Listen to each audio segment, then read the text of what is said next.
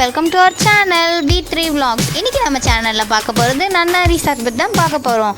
So வாங்க எப்படி பண்ணுறதுன்னு பார்க்கலாம். இதுக்கு தேவையான இன்க்ரீடியன்ட்ஸ் இது வந்து நன்னாரி சிரப். இது வந்து எல்லா சூப்பர் மார்க்கெட்ஸ்லேயும் கிடைக்கும், நீங்கள் வாங்கி ஸ்டோர் பண்ணிக்கலாம் நீங்கள்.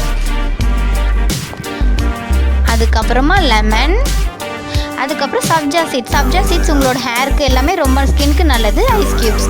ஸோ ஃபஸ்ட்டு நான் வந்து ஐஸ் வாட்டர் எடுத்துக்கிறேன். ஐஸ் வாட்டரில் இந்த நன்னாரி சிரப்பை வந்து கொஞ்சமாக நான் ஊற்றிக்கிறேன்.